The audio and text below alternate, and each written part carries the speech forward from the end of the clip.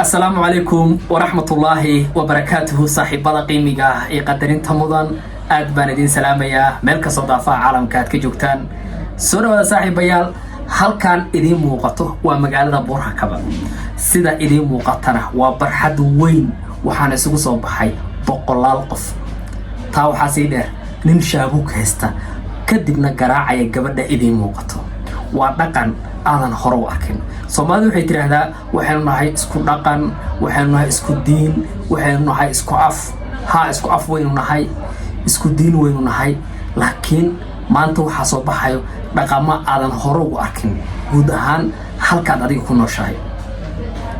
dhaqankan iyaab kale ayaan idin hayaa gabadha haddii ay qaangaarto guurdoon noqoto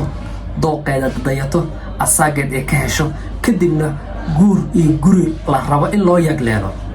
waxa loo gogol fariisanayaa gabadha reerkeeda laakiin inta aan la guursan shuruud la yaab leh ayaa ku xiran guurka gabadhaasi tan kale guurku ma noqdo mid kaliya ee waxay u dhigtaan guur wadareed oo waxay isugu imaanayaan barxadaas ugu yaraan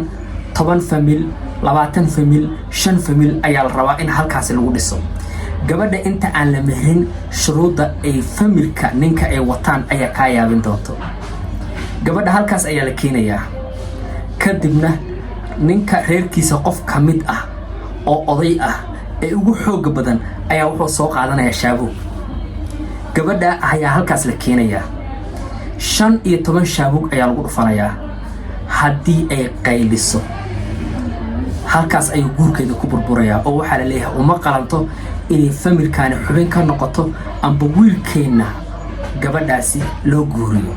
guud ahaan xog ku saabsan muuqaalkaas ayaan idin hayaa intaas u gudagelin hadii taa boqoshadaada ugu horeysay waxaan si xushmadi ku dhahanta kaga codsanayaa marka hore inaad channelka subscribe noo saartaan waxaan kaloo si xushmadi ku dhahanta idin kaga codsanayaa qof kasta oo muuqaalkan daawanaya inaad noo laagareysaan shartan aad ugu dartaan si muuqaalkeena u gaaro saaxiibo badan aad ma santiin saaxiibayaal mar kale iyo marxiga soo dhawaada inta aan muuqaalkaasi u gudagelin waxaan halkan tacsiib tiiraanya leh hawada ugu marinayaa walaashan cusub oo kamid ahayd dhalinyaradii ku nafweyday intii u dhaxaysay Kenya iyo Uganda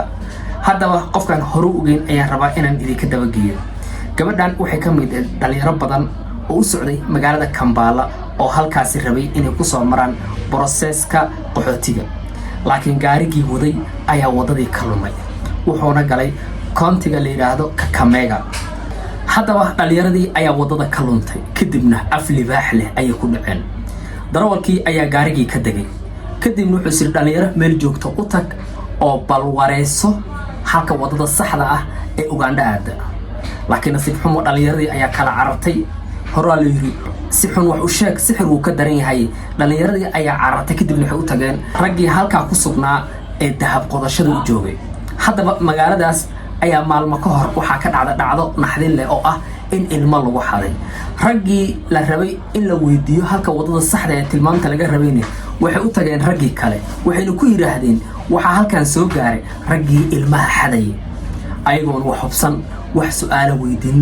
waxay la soo baxeen baangadahoodii iyo budadkoodii iyo midooyinkoodii kadibna darawalkii iyo dhalinyaradii gaariga saarneed oo ka koobneed 8 qofood 8 ay ahayn Soomaali marka laga reebo darawalka iyo nin kale oo Kenyan oo la socday halkii ay waxay ku bilaabeen jirdil oo gabadha halka ay kaga muuqato Allah u naxariistay cusub ayaa kamid dadka halkaas ku nafwaayay darawalkii gaariga ayaa kamid ah dadka halkaas ku dhintay iyo nin kale oo Kenyan halkaas ku dhintay dhalinyaradii kale tan dhaawacyo qatar ah ayaa soo gaaray oo qaarkood gacmaha ay ka jabeen qaarna lugaha ay waxyeelo ka gaartay haddaba Allah u naxariistay ugu dambeyn cusub ayaa magaalada Tanairobi dib loogu soo celiyay laguna aasay sababta ugu weyn ee aan idin kula wadaagayna waxay tahay marka hore inaad u duceysaan gabadhan Soomaaliyeed ee gacanka xaq daran dishay inuu Ilaahay u naxariisto qabrigeedan uu Ilaahay waasiyo kitaabkeedana gacanta midig uu ka siiyo intii ku dhaawacantayna inuu Ilaahay u booganayo ehel iyo qaraabo iyo asxaab intii cusub ka tagtayna inuu Ilaahay samir iyo iimaan buuxa ka siiyo aad ma santiin aaminta waxaagina mar kale iyo marxiga soo dhawaada saaxiibayaal dhaqanka la yaab kale ee aan idin haayo ee magaalada Buurhakaba ka jiro ayaa ka yaabin doona gabadha markii ay noqoto guurdoon ee qaangaarto asaageeda dayato dooqeeda ay ka xolato ee guurka isku fahmaan oo gabadha reerkeeda laga doonto waxaa jirta shuruud gaar ah oo dhaqan u ah oo ninka reerkiisa ay wataan. horta guurkooda keli hal uma dhaco ee wuxuu u dhacaa guur wadareed 5 ama 10 qof 20 qof waxay ahaataba ayaa la isku ballaminayaa. halkan ayaan la keenayaa kaaga darane halkaas waxaa ka soo qayb galay guud ahaan familka gabadha iyo familka wiilka iyo reeraha halkaasi dariska ah dhan si u soo daawasho tagaan. gabadha waxaa la leeyahay waa in lagu dhuftaa 5 iyo 10 shaabo. inta lagu dhufanayana qayba lagu dhufanayaa banaanka ay istaagaysaa gabar kale ayaa soo istaagayso. ma aqaan waxay wadataa wax dabka shidan idanka unsida lagu shido kale ma aqaan waxba loo shidaa dhaqankaas aniga haddaad fahantayna qaybta comment inoogu soo qor. idanka ayaa loo dhiibayaa si beerka u saarato ma aqaano ma xanuunka ka baabi'inayaa waa fahmi waay. laakiin gabadha haddii ay oyso ama ay qayliso maxaa dhacayo gabi ahaanba familka wiilka waxay ka laabanayaan gabadhan doonashadii ay soo doonteen iyo guurkii laga rabay. macnaha ku duugan halkaas ulajeedada ayaa ka yaabin doonta. waxaa lagu leeyahay gabadha 5 iyo 10 shaabuk haddii lagu dhufto aysan ooynin aysan qaylinin waxay muujinaysaa inay tahay gabar adag samir badan familkeeda haysan karto. kaaga darane sababta intaas lagu dhufanayo mataqaanaa reerku waa beeraley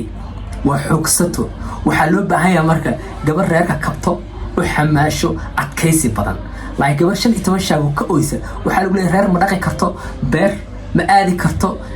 reerkana xoog uma noqon karto. sidaas daraadeed uma qalanto inay familkan ku soo birto. adiga weli dhaqankan hore mu aragta la yaab kale